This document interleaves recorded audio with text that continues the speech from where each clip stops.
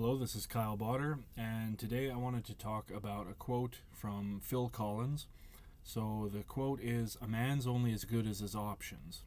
So I wanted to connect this to dating and also expand it beyond just men, but also to women.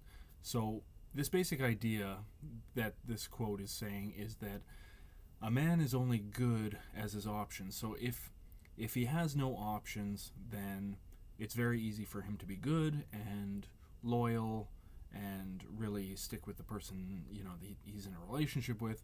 But if a man is surrounded by options, he's surrounded by a lot of women that want to be with him, it's going to be really hard for him to resist that temptation and start relationships with these other women that want him. um, I think the quote doesn't just apply to men, and I do think there's some truth to it. So when we think of options, we think of other relationships that a person could enter into with other human beings. And some people have a lot of options, and some people have very few options. And I think it's easy to criticize, say, like celebrity couples. You wonder why, like, couples that are in Hollywood, they get married and then, like, a few years later they divorce. Like, the divorce rate seems really, really high in Hollywood. And I think that the reason that is the case is because for both men and women in Hollywood, they are surrounded by options. There's so many people that they could potentially be dating. That whether you're a woman or a man, if you're famous, you're surrounded by people who know your work, probably admire you to some degree, and are probably attractive options.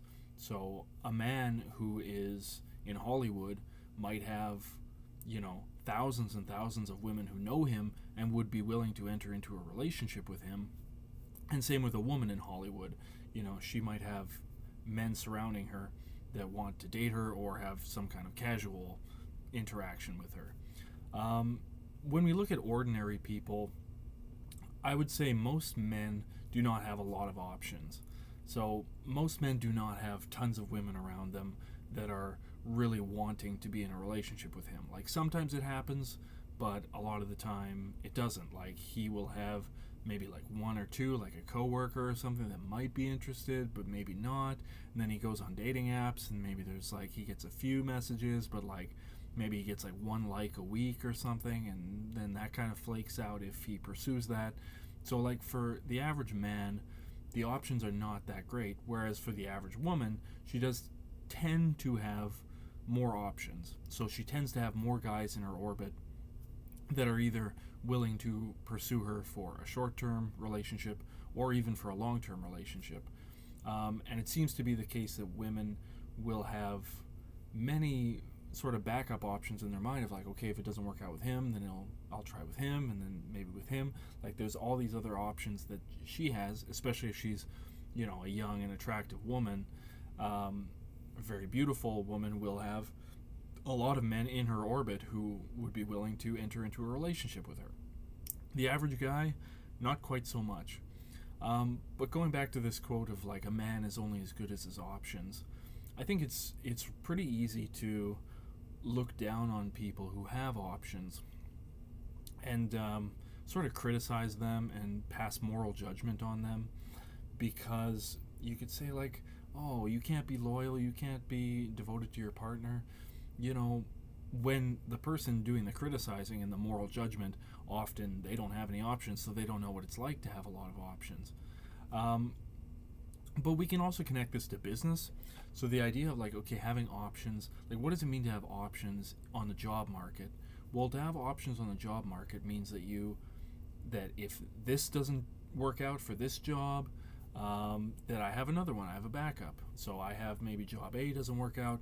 Okay, I'll go to job B. And if job B doesn't work out, I'll go to job C.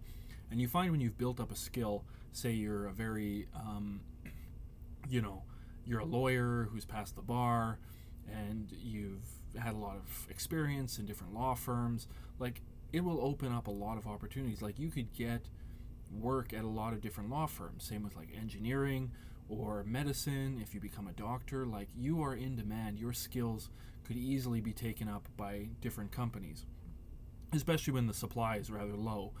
It gets complicated, like, say, for instance, with computer science grads, like, there's a lot of grads and not as much work. So it's harder because of supply and demand to find, you know, a good job backup, basically. But when you have options, it changes your behavior because, like, if you have options on the job market, you don't have to deal with what other people have to deal with when they don't have options. So if you have options as a lawyer, like, you could look at this company and be like, well, they don't have work from home, so I'm not going to work for them. Or this one, well, it seems like they overwork their employees, so I'm going to go to this one. Oh, this one pays really well. Okay, I'll probably go to this one until you get a higher offer somewhere else. So someone who's in demand will take the best option available to them usually. And this is pretty rational, like economic behavior. If you're given options and you're able to choose one of them, then you're going to usually go with the best one. Now think of somebody on the job market who has zero options. You know, they have no skills, they have no experience, like say they're, you know, a high school student right out of high school. What are they going to take? Well, it's not going to be some high-powered job, you know, work from home that pays more than $100,000 a year. They're going to take something like, you know, working at a fast food place or retail or pushing the shopping carts for a grocery store. They're going to take something that requires no, you know, not much training, not much skill, and probably is going to pay as little as the employer can get away with, so probably minimum wage. So a person with options will usually a person without options will usually take whatever they can get, and a person with options will take the best option. So this can also apply to dating, and I know it can be a little bit brutal or cruel to think of people in this way of options, but if you have absolutely no options, you'll take what you can get. So any opportunity will be one that you will take. If you have no options on the dating market, you'll take the first person that pops up that gives you any kind of attention, because you'll take what you can get. You need a relationship. Maybe you don't need one, but it's a human thing to want to be in a relationship with someone. So you'll take the best that you can get, which is anything, so you'll take what you can get. Now consider someone who starts to get more options. They start to get more dating skills, like say they become more attractive, or they start, especially for men, making more money, you know, having more influence, having more seductive skills, having more ability to go out and meet women, you know, through courage and confidence, and, you know, applying some of these skills to meeting people. So by improving their skills, they've now opened up a wider variety of people they can date, and they've increased their options. So suddenly the options have gone from I'll take what I can get to I'll take the best option available out of a variety. And usually you need a variety of people in order to choose the best option, because if you didn't have a variety, you'd just have the one and you'd be forced to take it. So basically, as people get more options, this quote of a man's only as good as his options really does start to make sense, and also be applied to women. A woman's only as good as her options. It's really hard to see a better option and not take it. It's hard not to switch jobs to a better job, pays more, better quality of life, when you have that available. And people will usually do that. They'll go back to school and they'll get a degree in something that opens up a new path for them. So say they're working in a warehouse, but they study architecture, and then they get the architecture degree. Are they going to stay in the warehouse? No. They're going to take the higher paying, more respected, probably cushier job, which is being an architect, and they will take that option. People tend to take the best options.